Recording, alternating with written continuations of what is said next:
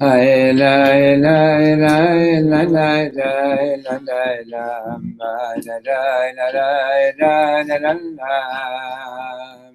think she's sitting on the couch the other room. Sit over here.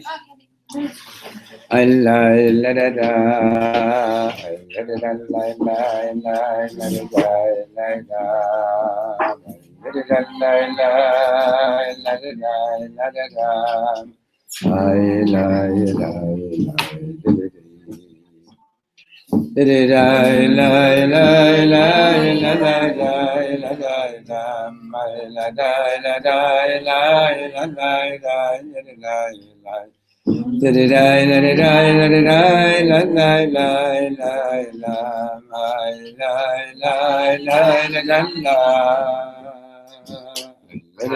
da da da da da da da la la la la la la la la la la la Ben, can you do me a favor, please? In the kitchen, I left me a cup of coffee, similar cup to this. I think it's on the counter near one of the sinks. Please, yeah? Probably has a spoon in it. Okay. It's a poured cup. It's already poured.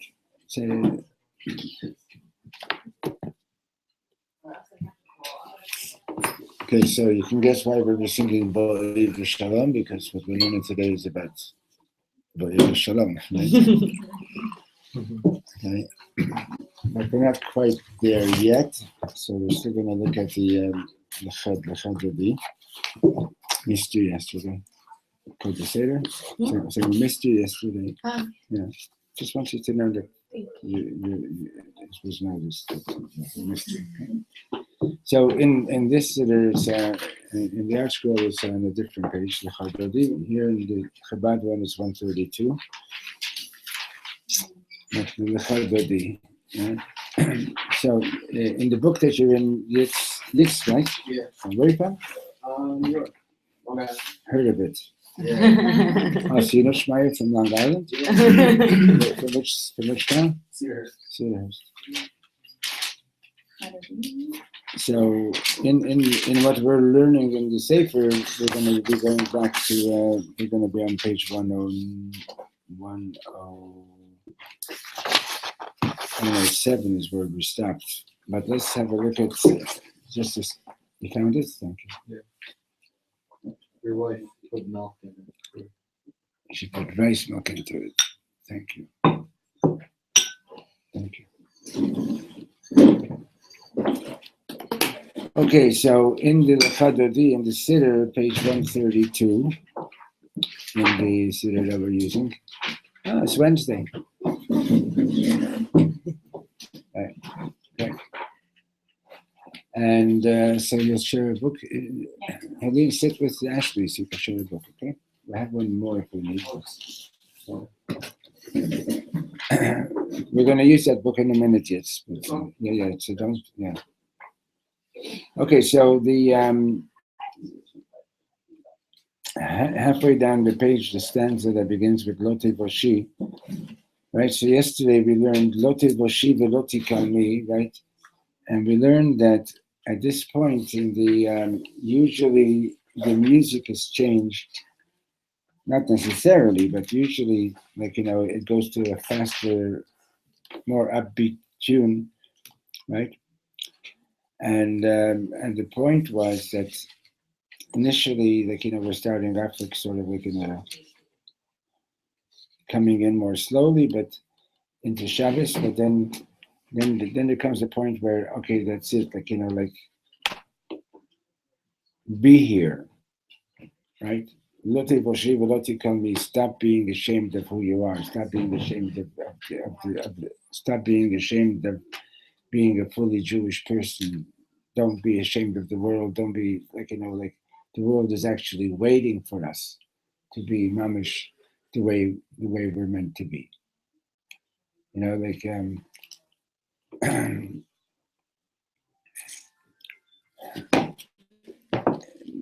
Back in Montreal years ago, there was a time I was going to bars, but I would go with my kippah, and the French Canadians would come up to me, and some of them would say, "Metzer Juif, you're Jewish?" I say, "Yes, you guessed," and and some of them would say, "Oh, I don't like Jews," and some of them would say, "Oh, I'm so happy that you're here." And the truth of the matter is that what the world, a Jew who pretends that he's no different from everybody else, that's yeah, I'm Jewish, but they immediately don't trust you if you come that way, because they somehow know, I don't know, it's like some kind of an instinctual thing that God made sure that the world knows who the Jews are, and the world knows that Jews are different.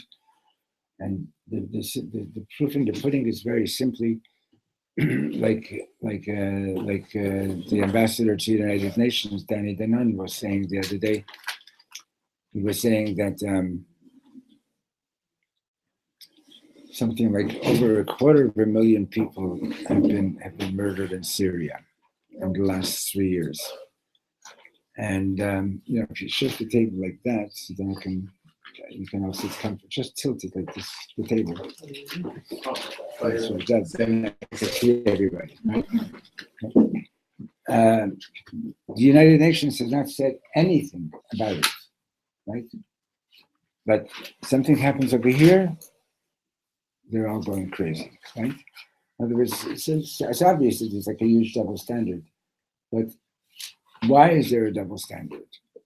And because they somehow know that we have a special role, and deep down beneath the anti-Semitism, they really want us to fulfill that and really be the Jews that we're meant to be. Okay, not excusing them in any way whatsoever, but I'm not excusing them in any way whatsoever. And I'm not getting into politics now, but I'm just saying that Lote Boshiva, Lote Kami, like you're coming into Shabbos. Like, there were times in history in various countries, that Jews were accused of being parasites because everybody was working 7 days a week and we were working only 6 days a week, right? and Jews were made to feel ashamed throughout history, either with their clothing or with what they call today incitement. It's not a new thing, incitement. It's if anybody here know Jewish history or not? No? A little bit, yeah. It's scarier than a horror show. Okay, it's a fact. And I'm not talking just about the Holocaust. I'm talking about throughout the Middle Ages and before the Middle Ages and back in Roman times and so on. So what we're saying is, like, you're going into Shabbos. Lote Boshi, stop being ashamed of who you are, right? Drop it, and drop your fear. Just be who you are, but really be who you are, right? Vatem tihiyu li segula mikol ha'amim, right? You're going to be a special. Vatem tihiyu li segula mikol ha'amim. There'll be a special nation to me from all the nations of the world. Here, and which means not that, we're not talking about special in the sense of like, we're going to get special privileges, blah, blah, blah, blah. Well, that's not what it's about. What it's about is that, like I told you the story that Reb Shlomo was interviewed on a German radio show. And the interviewer said to him, it's a chutzpah of a question. She says to him that Hitler Yamach Shemo said that the Aryan race was the superior race, and you should say, Asher b'char banu mikol ha'amim, that you've chosen us from all nations. She says to him, what's the difference? So Shlomo said, the difference is that Hitler understood, or he believed that because he's superior, he has the right to trample on everybody. When we say that God chose us, it means that we were chosen to help everybody realize how special they are too. And so we're chosen to help everybody get elevated, to help everybody be more conscious and so on. So when we're going to do that, like the Lubavitcher Rebbe used to say, when we're going to, vis-a-vis Israel, when we're going to say to the world, we're here because Hashem gave us this land, not because of this war or that war or that war or that thing, but rather just because we're meant to be here and this is not our land to give away. The Rebbe said the world is going to say, you're finally telling the truth. Because they know it. They know it. In a sense, they are nothing more than, like, if you've learned Nabi, right? You're nothing more like the way the Nabi describes, the prophet describes the enemies of Israel in olden times. They're like instruments or tools that God uses to sort of whip us back into shape, so to speak. Okay, and if we pretend that no, I'm like everybody else, and which is it's crazy. It's like you learn in Navi, kama pamim karata kechol ha'amim, right? You remember that, right? We had this sickness that we wanted to be like everybody. We wanted to just be like everybody, and the world says, no, you're not. Stop it. Okay, and it's a reality that you can't do anything about it. That is just, it's a factual reality. We're not like everybody. We have a role. Not that we're looking down on anybody, but we have a role to fulfill, and we need to do that. And we need to do that with respect, and we need to do that without shame.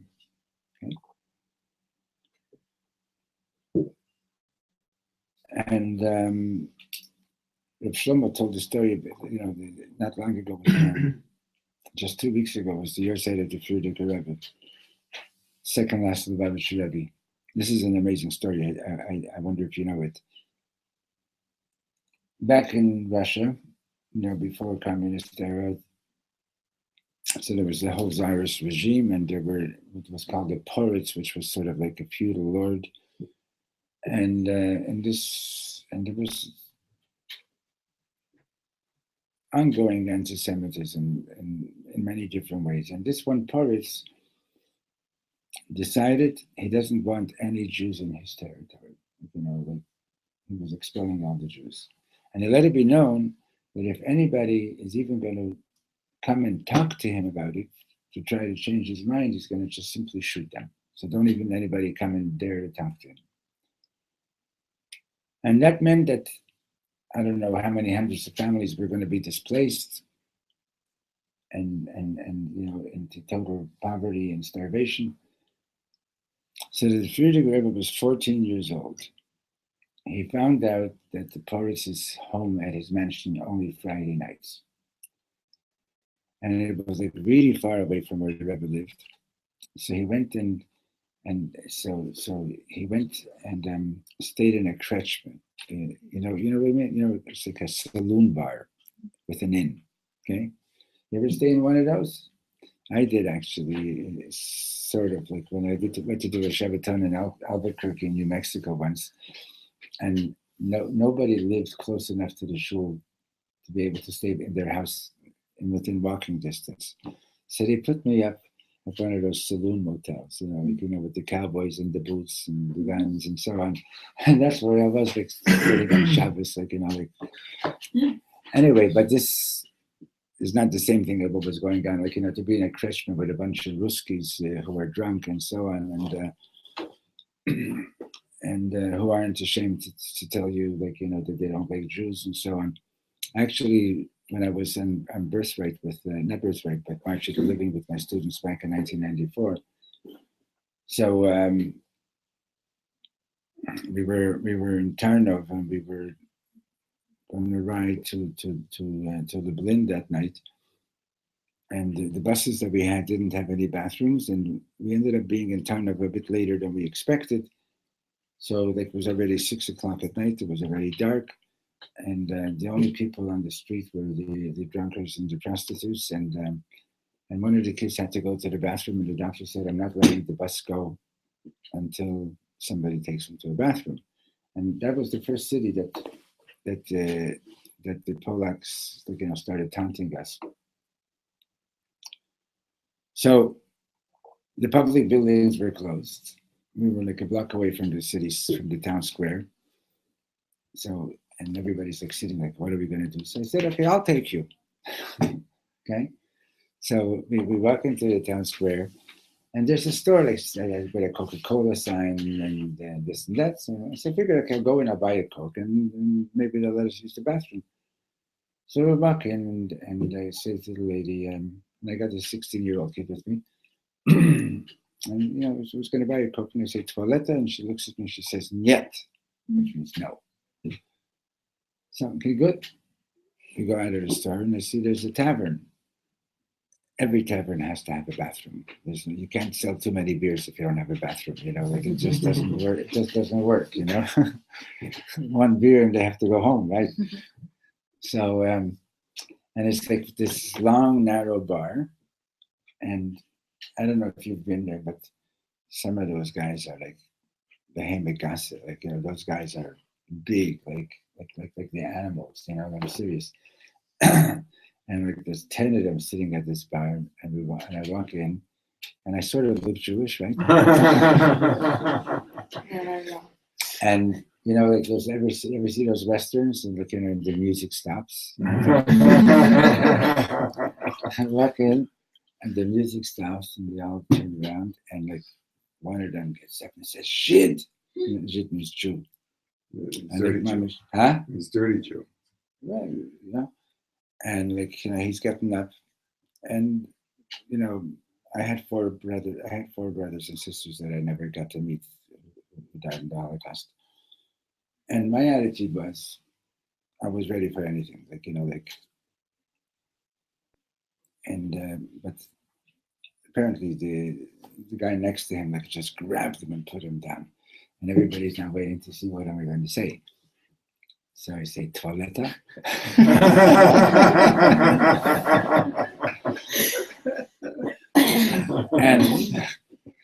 and the smallest guy in the bar, who's like my size, he's at the back, and he says, "Tag, which means yes.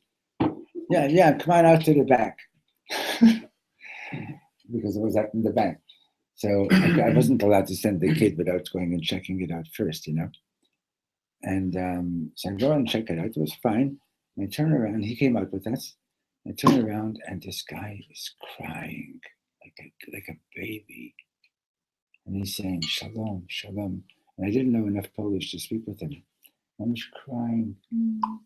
Obviously he was stuck there from after the war. In any case, my point is, stop being ashamed. Stop being ashamed. That was, stop being ashamed to be who we're meant to be. So going back to the story with the Frierdiker Rebbe, so he went to stay in this Kretschmer on Shabbos. He brought his food along. So imagine a 14-year-old Hasidic boy, and he used to wear a strimal, and he's making Shabbos in the midst of this room of Russians who were good and drunk and everything. He davened, he ate his food, and he set out to the Porus's mansion. The guard says, "What? Are you crazy? He's going to shoot you." He says, "I want to see him." She says, "Okay, go ahead." She knocks on the door, and somebody opens up. The Porus sees him. He's already picking up his rifle. And but the Porus's wife takes a look at him, and he did you ever see pictures of the Frierdiker Rebbe from before the Russians crippled him? He was stunning. He was a tall, straight-backed person. He was like, if you ever get a chance to see the pictures, he was like really impressive. And here he was just 14 years old, and she's stunned by his appearance. So she tells her husband, put the gun down. They call him in, and Himamish, that Porus ended up not only not expelling the Jews, he ended up being one of the best friends of the Jews in that period. So, okay, so I'm not telling you guys you should do like the Frierdiker Rebbe did, and I'm not saying that I would necessarily do the same thing, but he was an extraordinary person. I mean, like nothing was going to stop him. The Russians tried, they threw him in jail. They literally crippled him, but he nothing was going to stop him. He knew why he's here in the world. He knew what he has to do, and he did it. Okay. So Lotte Voshi Lotte Kami, you have a, let's say for example, you have a strong spiritual inclination. You want to daven for 2 hours, and everybody else is finished already 5 hours ago. Don't be ashamed. Keep going. Don't be ashamed. You want to you want to not talk during Kriyat Torah? Don't be ashamed. There's Baal Shuvah guy. Somebody asked him. He was getting annoyed with people talking during Leining. Somebody says, "How long are you going to be about Shuvah?" He says, "Till I start talking during Leining." Anyway, don't be ashamed. Let's be who we are, and the world is waiting for us to do that. They're waiting for us to do that, and the world is basically saying they're going to force us to do it if we don't do it on our own. Okay. No, this is not meant. None of this was meant to explain any of Jewish history, really, other than what the Nevi'im say. But that's the Lotte Voshi. We're going into Shabbos. Don't be ashamed to not be so worldly for a day.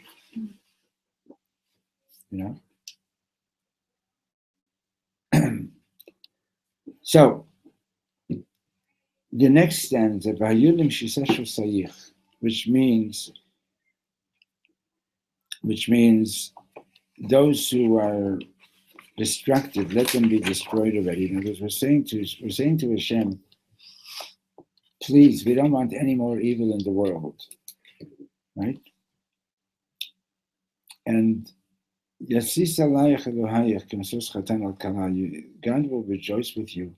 Come into Shabbos. This is your wedding. This is your weekly wedding. Come in and let Hashem rejoice with you, like a chosin is rejoicing with his bride. This I'm just reading just from the Chodev. You can keep the book. It's 107.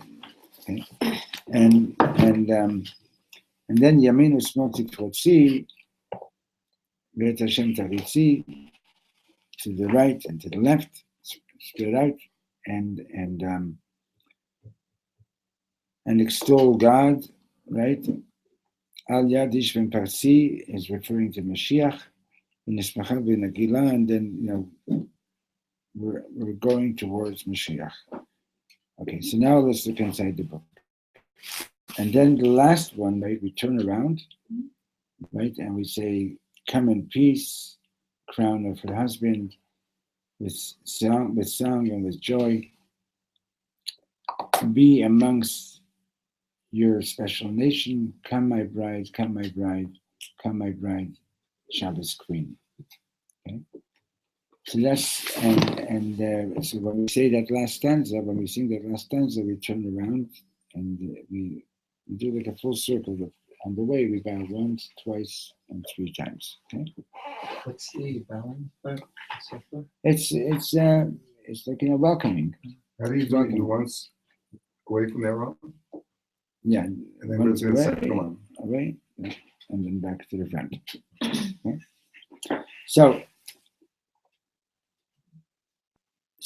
we got to page 107, and the second last paragraph that begins with the word "Ve'az ani mamshich va'omer." So then I continue and I say, "V'hayudim shisasho sayich." You see where I am? 107. Yeah. So it's in that book, right? 107. So I continue and I say, let the evil ones be destroyed already.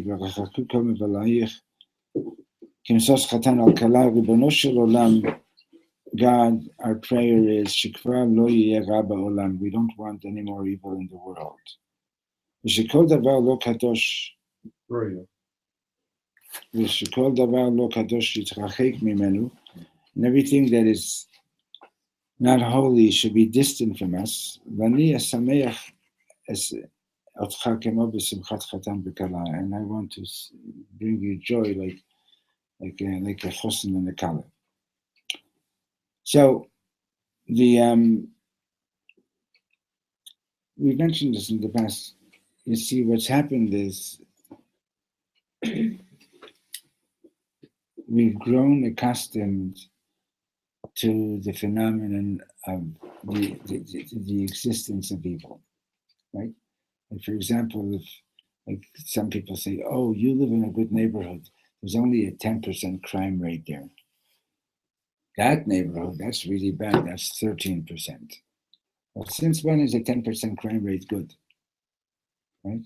The people have just sort of grown accustomed that what is it like every few seconds there's another person shot in the United States. I don't remember those statistics, but you've heard those things, right?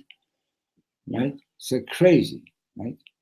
And people just accept it, right? That's the way it is, right? And what we're saying here in this prayer is like, Hashem, we don't want any more crime. We don't want any of it. Now, what's it got to do with going into Shabbos in a certain sense? So if I'm going into Shabbat, like let's say 50%, 60%, 70% of my being, right? So that means like I'm going in with a certain acceptance that, yeah, I'm going into Shabbat, but there's still going to be evil, right? But if you're really going into it, like tragically, and I'm not blaming anybody, I've heard from a number of young people when they get married, oh, if it'll last for 5 years, that'll be pretty good. Have you heard such things? Mamish.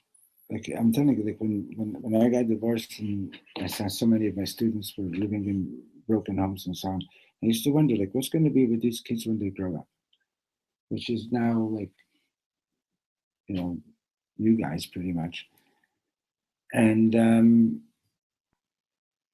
but there's the trust and faith in marriage has been for these kids who came through broken homes and divorces. It's been very, very much destroyed. Okay, and so some of them don't even want to bother anymore. But even those who are getting married, like they're sort of like taking the attitude of like not to expect it to be an everlasting type of thing. Okay, which is sad. Okay, it's sad that's what happens. And the point I'm getting at is like this: when you really,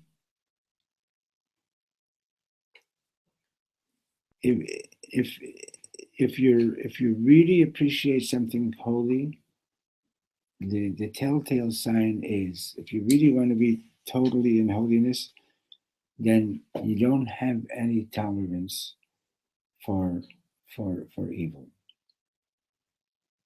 It's just like you just don't. It's just because it doesn't go together. I'm not talking. Maybe you can tolerate the person who's doing something wrong. That's something else. But tolerance for evil itself is like if you're wearing a cheap T-shirt and you get a stain on it, you don't go crazy over it, right? But if you're wearing a fancy $1,500 suit or dress or whatever it is, and you get a stain on it, right? It really bothers you, right? Because you've got something really beautiful here, and even though it's like a little stain, right? So if we're tolerating evil, that means we're not really so much connected to the beauty of what can be. Okay, and and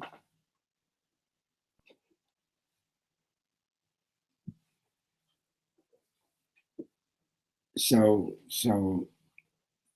sadly, a big part of the problem is that we've lost our trust in how great we could be.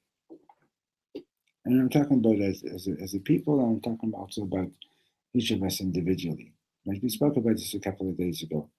Like you when you're a kid, you still have this dream of like one day I'm going to do something really really special, right?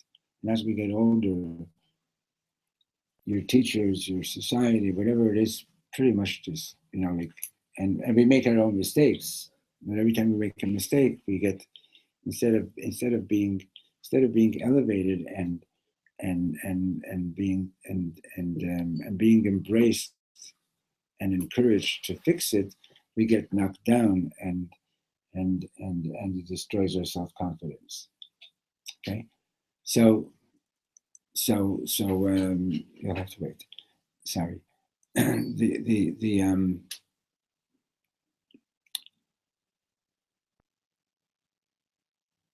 So what this Mizmor is trying to explain to us, or trying to get us into, is into the realization that we're going into something like really special. Shabbat is extraordinary. Okay, this when I was in university, so Monday morning, like there were 2 or 3 of us in the class that were keeping Shabbos, and the rest of the class I was in commerce, so most of the kids were Jewish. So Monday morning they'd all come back and they would talk about the parties they went to and skiing and this and that, and then they would turn to us and they say, "So did you have a good time in shul?" Right? And many of us grew up feeling like everybody's out there having a great time and we're we're missing something, right? But the fact of the matter is that no, we're not missing anything. If we go into Shabbat with that attitude of like, I can't go skiing today because it's Shabbos, I can't. Imagine this guy comes, he's getting married, he comes to the rabbi and he says, "Is it okay that during the chuppah, I love to plant things? Can I go in the middle of the chuppah and work on my garden?" And the rabbi says, "No." Well, I'm expecting a phone call from a stockbroker. Can I deal with that in the middle of the chuppah? No, right? I like to sit down and do this, and he says no. So he says, "Well, forget it. I'm not getting married." Right? So obviously he doesn't understand what getting married is about. Right? All these things that we don't do on Shabbat, it's not that God is chas v'sholem punishing us and says, "You can't go skiing today," or it's a wedding that's taking place. You don't go skiing in the middle of your wedding, right? You don't do these things in the middle. You're doing something really really special now. Okay? So the invitation here in the song is don't be ashamed to be the holiest that you know that you can be. Don't don't be afraid of letting go. You're going into something really extraordinary and special, and come and be there. Can I ask a So question? yes, What happens if the evil is within me? What happens if I'm doing something wrong? If the moral imperfection is within me? How do I not? How do I keep on loving myself? he's asking what happens if. How do I keep on loving Is there myself? anybody that doesn't have it within themselves? You know? Because let me ask you: at the end of the day, you have if your wife serves you dessert, do you eat it? My wife serves me dirt. Dessert. Dessert? What's that? A piece of chocolate cake. Will you eat it? No. No. You're going to say, I don't deserve this, right? No, I don't eat chocolate. I don't cake. Carrot cake. Okay. Do you get my point or not? Yeah. Okay. Let's not get stuck on the chocolate. Okay. Fine. Okay. Do you know what I mean? Right. So you love yourself enough that you. Yeah. Okay. Good. So focus on the good, and you know that there's things that need to be fixed, and keep on working on it. We're not talking about like in 1 minute everything's going to change, but we're saying that at least know what the goal is. Okay, know what the goal is. See the right the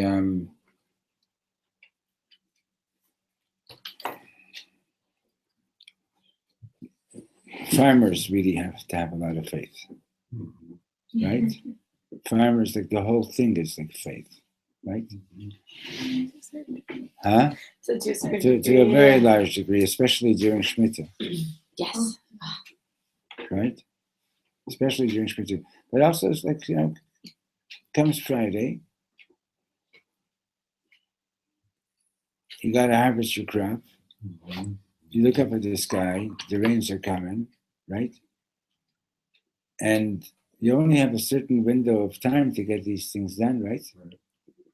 Right? And the farmer goes, Rabbeinu Shalom, it's Shabbos. I can't touch the stuff now, right? That's it's an awesome thing. It's an awesome thing, right? And so you just imagine living back in the days like when we were all pretty much agricultural. It was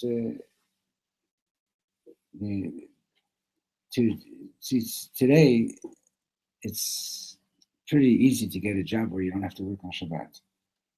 Okay, not that long ago, in the time of your grandparents in America, up to the 60s, to get a job with it that you didn't have to work on Shabbat was almost unheard of. If you wanted to keep Shabbat, you had to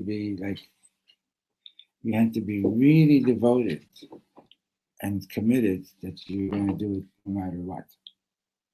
And not that many of the Jewish community were able to withstand the test. You got to feed your family, you got to do this, you got to do that. It's like really. I mean, I heard that back on the Lower East Side, there used to be like these shuls that would open on Shabbos morning at 6 o'clock in the morning and finish by 8 o'clock so that everybody can go to their job. And these were Jews who wanted to be religious, but they didn't know how to withstand the test of how am I going to feed my family? It's an enormous thing, right? So just to put, I'm just putting it in perspective. So for me growing up, and like Shabbos, like the big sacrifice was, I'm not going to go play hockey today, right?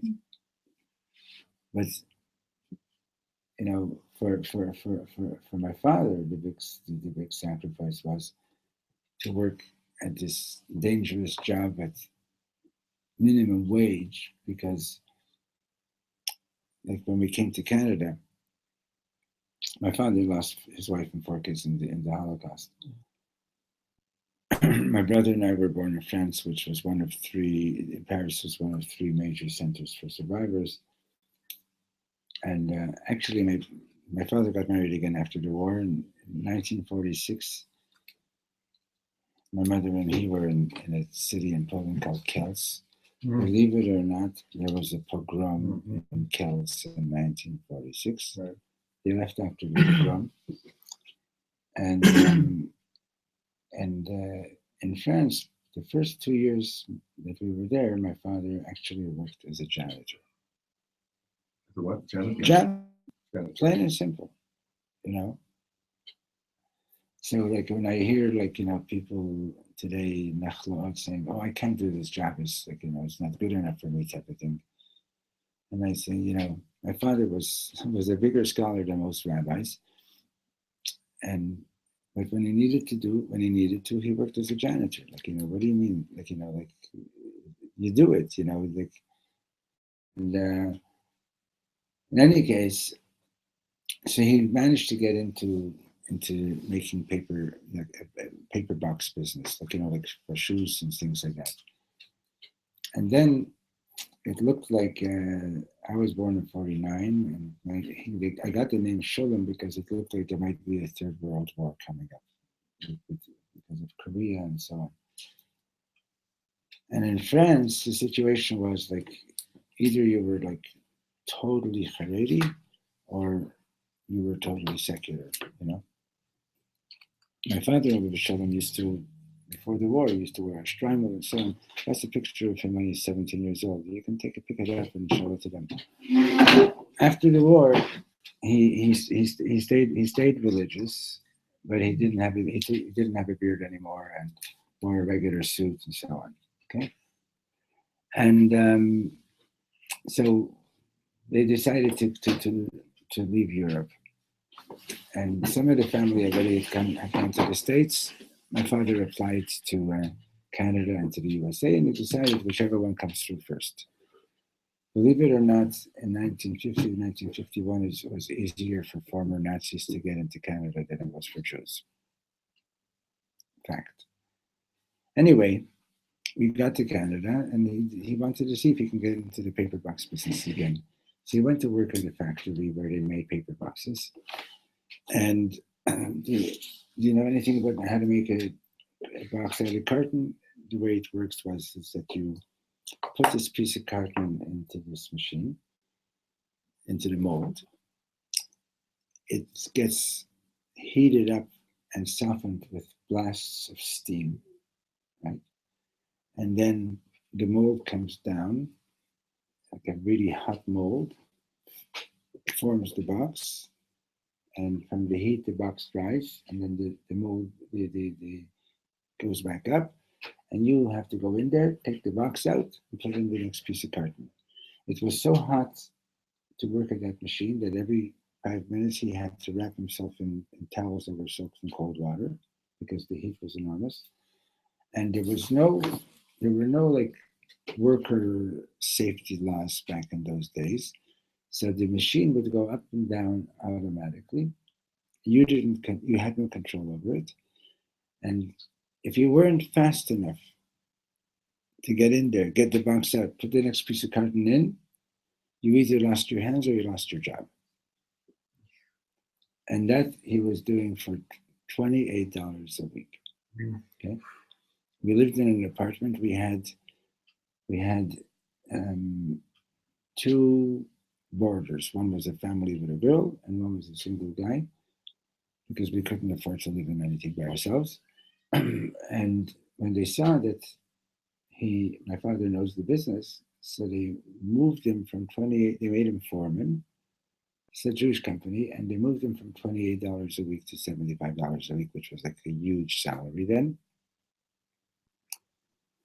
And we had arrived in summertime. Anyway, came Rosh Hashanah, they were closed. Came Yom Kippur, they were closed. Came Sukkot, my father goes into the office and Erev Yom Tov, and he says, "Have a good Yom Tov, I'll see you in a couple of days." And they say to him, "Really? And where are you going?" He says, "It's Yom Tov, I don't work on Yom Tov." They said, "Really?" And what do you want all the workers to do? To go and play football? And they fired him. And being a what do you call it, an immigrant, he broke down, he cried, and he begged them to give him back the job of $28 a week, which they did. So graciously, so to speak, you know? You know, like, just compare that with, oh, it's Shabbos, I can't go skiing today, versus, you know, it's Shabbos, I'm going to work at a dangerous job for $28 a week instead of making $75 a week. You know what I mean? So the idea of, like, so whatever it is, whatever, you know, we're living at this time of life, and we're not living back in 1950, right? So everybody has their own challenges. That's the reality. You have your challenges. You have yours. I have mine. You don't like chocolate cake. Whatever it might be. Oh, you can. Well, you certainly made us think that way, but it doesn't matter. And we all have our challenges, literally. Okay, you know, like, you don't, when you buy clothes, you don't have to get something with the designer's name on it, because Hashem is your personal designer. You know, he's got every one of us figured out, and every one of us has our personal challenges. Okay. Wherever you're from, wherever you were born, whatever century or period you're living in. So what's being said here in this song is, don't be ashamed of being the best that you can be. Be the, you know, and it's talking to us individually, it's talking to us as a nation, it's talking to us as a people. This is who we are, and we're going to get there. But why not enjoy the wedding now? Enjoy the wedding now. You know, this is your wedding day. Shabbos is our wedding day. Enjoy it. Be here, right? Be here. You know, stop thinking about all the other places that maybe I should be over there, maybe I should be over there, maybe I should be over there. So then we sing, so please go to, we're going to skip the next story for a moment, and Bo'ir v'Shalom, page 108 at the bottom. So this is for the last stanza. Eden, you're welcome to come and sit between these two beautiful people over here. She works in a place called Eden Village. Don't you? Or just Elizabeth? Yeah. I didn't. You thought I just made that up, right? No. It's a place in Western Canada. No, it's in Edinburgh. New York. No, Eden Village. It's a Jewish camp, an agricultural camp.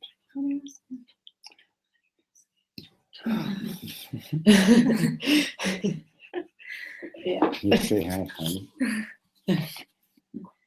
Actually, I tried to reach her last week. She didn't get through.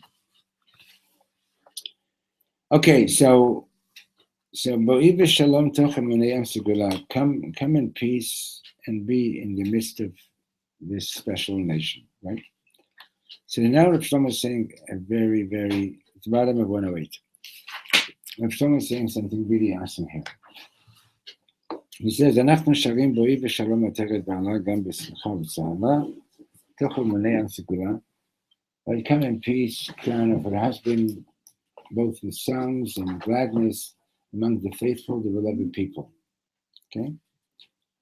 So he says, אם יהודי רוצה לדעת בעצמו אם יש לו שייכות לשבת קודש. The Jew wants to know if he's connected with the holy Shabbat. Shayachut mamash mi'omek haneshama l'Shabbat kodesh. If you want to know that you're really connected from the depth of your soul to the holy Shabbat, זה פשוט. The acid test is simple. אם הוא מרגיש בעצמו שהוא תוך אמוני המסגולה. If he feels that he's in the midst of this special nation, in other words, that he's part of it, שכל יהודי שהוא רואה that every Jew that he sees, he wants to kiss him, he wants to hug him, page 109, and he wants to tell him, Gewalt Yehudi, Ein Kamocha, wow, you're so special, you're the greatest. Ein Kadosh Hashem, there's nobody as holy as God. Ein Kadosh Kam Yisrael. There's no nation as holy as the nation of Israel. If you're really into your people, right, every one of them, that means that you're really in. That means you're really in. And that means that you're ready to really accept Shabbat. So till now we were talking about intolerance for evil, right? Then Shai asked the question about what about it is within yourself, right? Well, within yourself, the evil that we got to get rid of is the evil that which makes me differentiate between this Jew and that Jew and say, oh, this guy is okay, this one is not okay. I wish this guy wouldn't stop. I hope he doesn't stop to talk to me in the street, type of thing. One Friday night we were at Reb Shlomo's. There was this guy that, and this was like rare, that Shlomo ever said anything like this to me.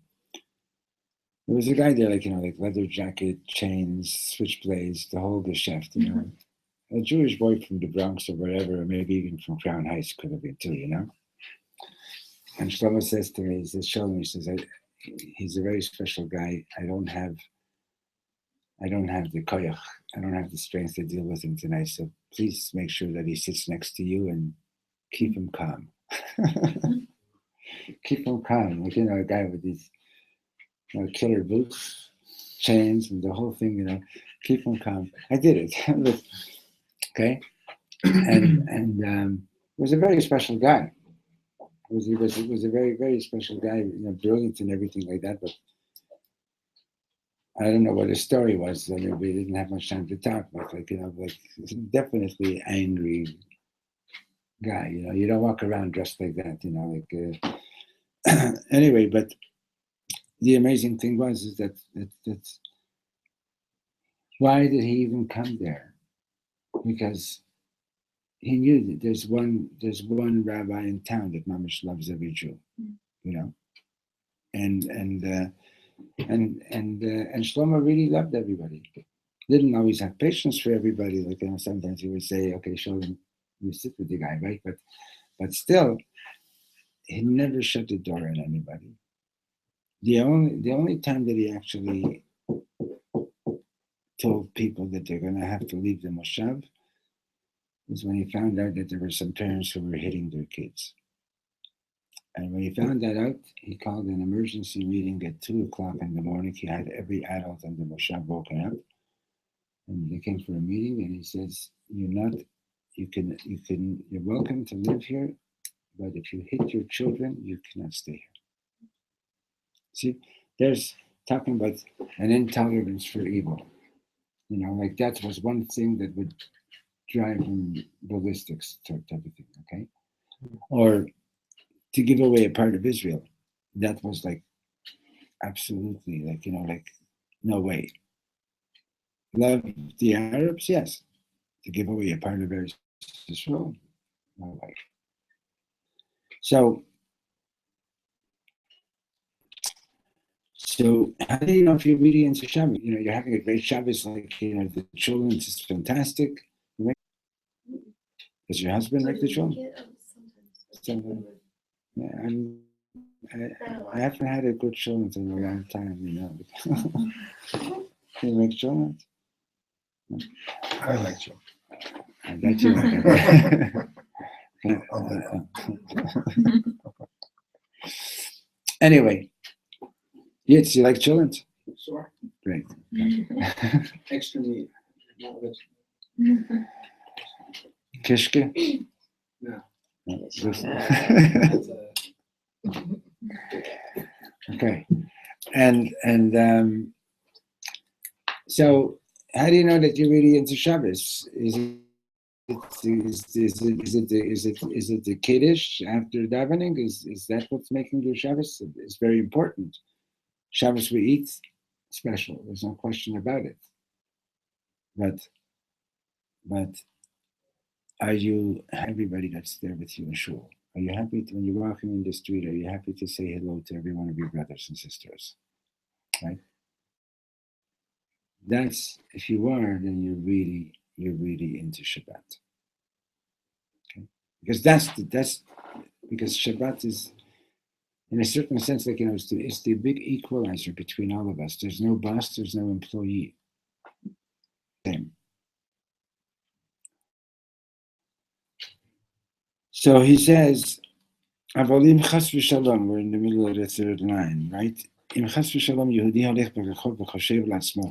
The Jew's walking in the street and he's thinking, Yehudi hazeh ani afilu lo batuach im hu Yehudi. Oh, this Jew, I'm not Jewish.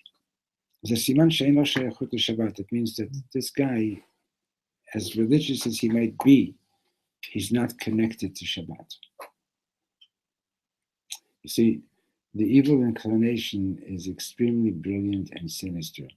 He can take the most religious Jew and have him disconnected from Shabbat. Understand? And don't judge anybody, but just know that the whole test of am I connected to the holy is not how much do I dance during davening or how much do I sing during davening and so on. The real test is how much am I ready to be a best friend with the person who's sitting next to me right now, whoever it might be. Okay? That is so important. It's so important. I've been told. 1 second, let me just finish this. 10 years later, someone comes up to me and said, "You remember I was in Israel 10 years ago? You were the one that helped me. You welcomed me and you showed me the place. You made me go look him." I didn't remember him, but he remembered me. It was so important to him. Yeah. And I'm begging you, all of you people of Israel,